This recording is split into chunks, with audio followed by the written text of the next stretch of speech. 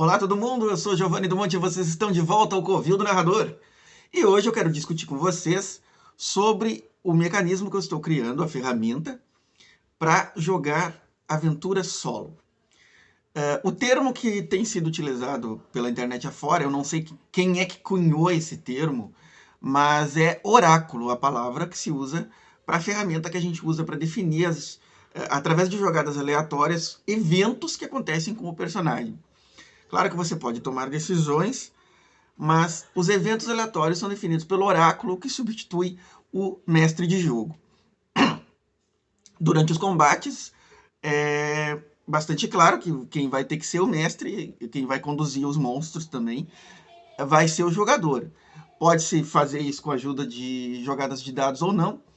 Eu vou dar preferência para um combate mais tático e julgado pelo próprio jogador, como eu vi numa revista Dragon, a de número 382, tem uma aventura solo, inclusive eu acho que vou jogar ela antes de jogar com o meu próprio oráculo, num vídeo próximo.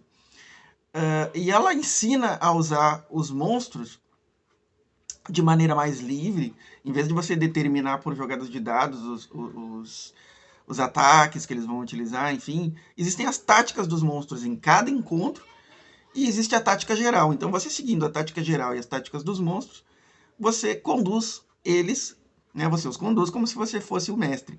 E você faz o uso do seu personagem da maneira como você quer fazer o uso livremente. Esse é o ponto em que que eu quero chegar quando o meu oráculo estiver pronto. Por enquanto ele não está pronto, mas eu já tenho uma boa quantidade de páginas escritas que definem coisas como, por modo aleatório, o tamanho da cidade e seu grau de prosperidade. Isso foi uma ideia que eu tirei do Dungeon World. Tá? Você pode dar o nome que quiser, ou você pode usar uma tabela da internet para nomes de cidade. Existem sites na internet que tem nomes de fantasia. Daria para utilizar isso e sortear com D100, alguma coisa assim. Eu não vou disponibilizar por enquanto isso no meu oráculo, mas talvez eu colha dados da internet, faça eu mesmo uma tabela aqui, mas eu acho que seria pouco produtivo. É mais interessante deixar na mão do jogador, que ele faça essa criação, ou ele sorteie a partir de fontes que ele encontrar, para que não se torne repetitivo. O grau de prosperidade, e assim como o tamanho, ele terá relevância em coisas que o jogador escolherá fazer ou em eventos que vão acontecer. Por exemplo, numa cidade pobre, vender itens mágicos é muito mais difícil. E encontrar itens mágicos para comprar também é muito mais difícil. Então, esse tipo de relevância eu quero trazer através das jogadas aleatórias. Quando está na cidade, o jogador pode tomar a decisão de ir comprar mantimentos ou equipamentos mundanos, comprar itens mágicos, suprimentos para rituais, procurar contratos de missão, essa é talvez a parte mais importante. Ou ele pode ir para a estalagem. Eu pretendo futuramente implantar uma parte sobre passear pela cidade, mas eu ainda não sei o que fazer com relação a passear pela cidade. O que o personagem poderia fazer, eu ainda não consegui imaginar. Eu imaginei uma parte de explorar os perigosos arredores da cidade. E eu chamo exatamente assim, os perigosos arredores da cidade. E essa parte eu me inspirei muito no Diablo 2, que eu adorava jogar Diablo 2. Então eu criei a ideia de ficar circundando a cidade e enfrentando monstrinhos aleatórios. E você pode ficar procurando dungeons, procurando covis de monstros com base nas suas perícias. Aí eu tento trazer relevância para perícias como arcanismo, natureza, exploração, né? Para conseguir encontrar as cavernas onde os monstros se encontram, os ninhos de monstros animais. Você pode também escolher viajar para outra cidade. Tá? Quando compra algum item, você tem que constar o preço que está no livro de jogador ou em outra fonte, como por exemplo os livros da série Essentials podem ser usados. Você pode tentar negociar o preço utilizando diplomacia, seria difícil para reduzir. Depois que a compra tiver sido toda realizada, você volta para o trecho onde você faz a seleção de caminhos. A compra de itens mágicos, eu coloquei o uso da regra de raridade, que não é original dos livros que vieram para o Brasil, né? Nos livros que vieram traduzidos pela Devir, não haviam essas regras. Elas foram colocadas depois que a série Essentials foi lançada. Mas eu estou tentando fazer uso delas, na verdade, pela primeira vez. E aí, a compra de itens mágicos, então, está na dependência de quanto eles são comuns, incomuns ou raros. Né? Não se pode comprar itens incomuns, exceto em metrópoles imensas. Aí, aquela jogada de tamanho.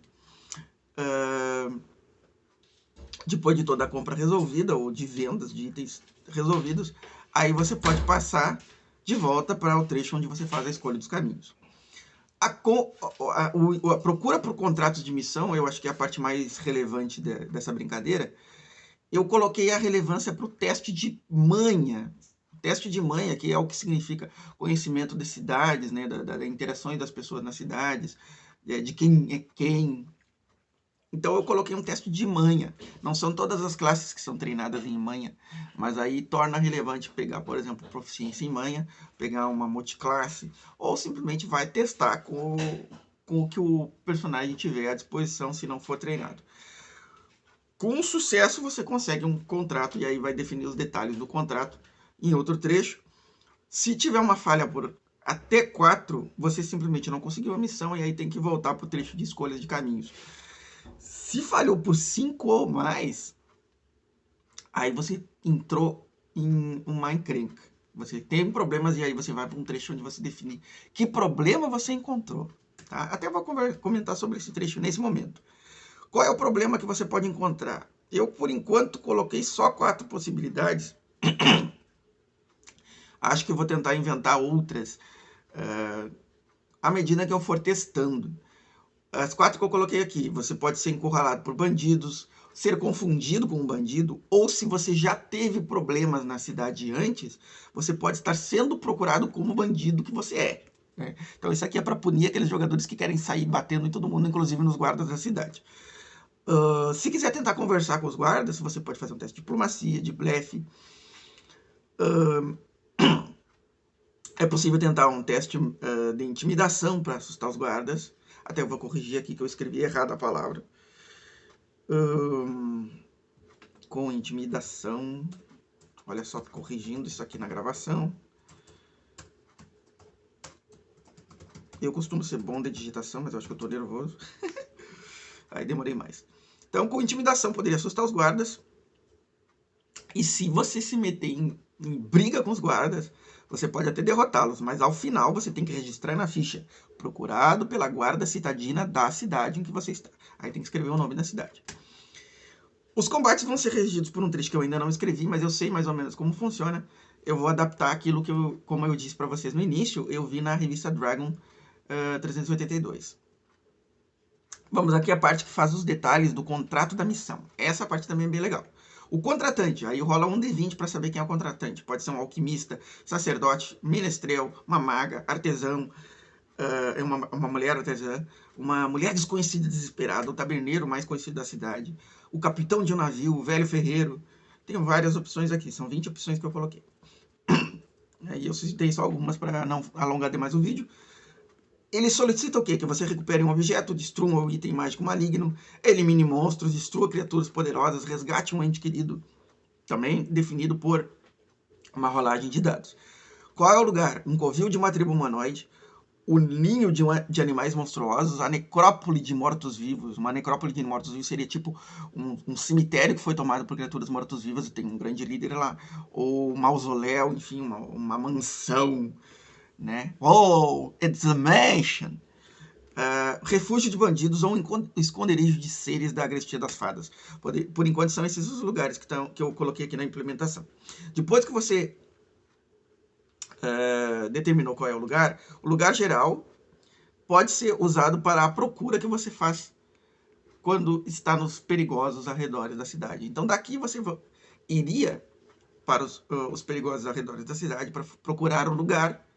Aí teria os encontros aleatórios antes de encontrar o lugar. E aí vai a um trecho que define como é o lugar. Ou seja, teremos jogadas de dados para montar a dungeon, colocar o que tem lá dentro de tesouro, o que tem lá dentro de bichos, né, de monstros para enfrentar, e como cumprir a missão lá dentro. E aí volta para a cidade para entregar a missão e ter a sua recompensa. A parte dos encontros aleatórios eu coloquei aqui a implementação, já também. Não vou me alongar muito, mas eu defini um nível mais pé no chão, onde os monstros mais comuns seriam os humanoides e naturais, e um nível mais fantástico, onde haveria criaturas de todos os tipos misturadas. E oriento sobre como montar as tabelas, tá? Montando as tabelas a partir das listas que existem no livro dos monstros, colocando quantidades que sejam 4, 6, 8, 10, 12 ou 20 para tornar possível uma jogada de dados, apenas definir que monstro você está encontrando. Aí também coloco a sugestão de que existe a possibilidade de separar esses monstros por seus níveis, de acordo com o nível de encontro que você está querendo montar. E o legal de fazer isso é que você pode usar um nível de encontro mais alto para colocar quantidades maiores de monstros, porque você pode colocar vários lacaios junto com um líder que seja um monstro padrão. Né? Então, por exemplo, um encontro de nível 3 para um personagem de nível 1, ele pode ser com um monstro padrão de nível 3, ou ele pode ser com um monstro padrão de nível 1 e 2 lacaios. Então torna muito mais interessante o combate. Mais difícil também, mas também muito mais legal, porque os monstros vão se movimentar e você vai tentar escapar deles e tudo mais. Isso é bem bacana de fazer. Mais monstros, menos poderosos. Tá? Isso é uma possibilidade que eu explico aqui. Aí, os encontros aleatórios eles podem acontecer se você estiver acampando. Essa possibilidade de acampamento é quando você está viajando. Se você define vários dias de viagem, né? Você joga 2d6 dados para saber quantos dias de viagem você vai levar. E você vai precisar acampar, vai precisar consumir ração. Eu coloco relevância em ter saco de dormir, ter tocha, ou escolher por acender ou não uma tocha e uma fogueira.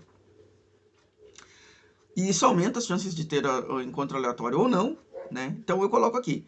O encontro aleatório está acontecendo no acampamento, aí tais coisas são relevantes.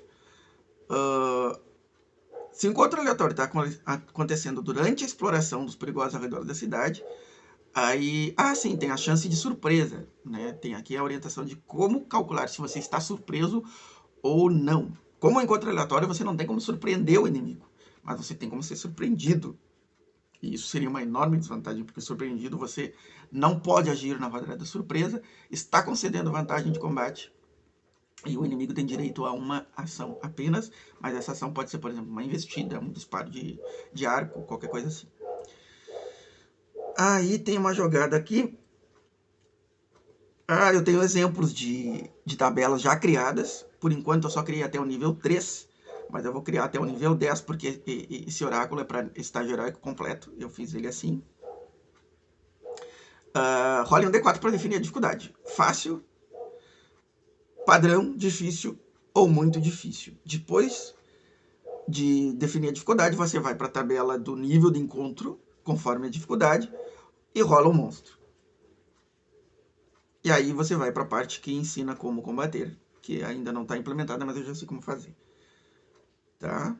Então, por exemplo, aqui na tabela de nível 2 de encontro, eu tenho Dragonete Sentinela, Enxame de Ratos, Goblin Atirador Certeiro, Goblin Lâmina Negra junto com Goblin Esfaqueador, Humano Bandido, Kobold Atirador, Kobold Lacaio, Kobold Draco Escudeiro.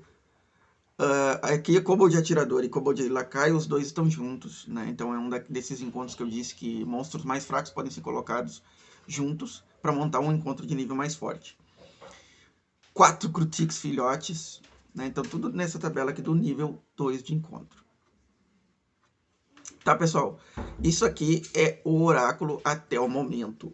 Eu já estou aqui com trechos marcados para opções que eu vou implementar depois. As regras de combate, como conduzir o seu personagem e os personagens de mestre durante um combate. Quais são as regras para prisão, como montar a dungeon, como explorar a dungeon e como retornar para receber a sua recompensa. Tudo isso eu vou colocar ainda no oráculo, ainda não está pronto. Mas aqui eu já tive o quê? Deixa eu ver quantas páginas já deu. Já deu 8 páginas. Estou escrevendo tudo no Drive para já deixar prontinho no Drive, que quando tiver redondinho, testado, aprovado, eu vou disponibilizar ele no meu blog, que é o Storyteller's Lair, para o pessoal poder baixar se quiser jogar também com essas regras de jogo solo. O próximo vídeo eu vou fazer talvez já um gameplay.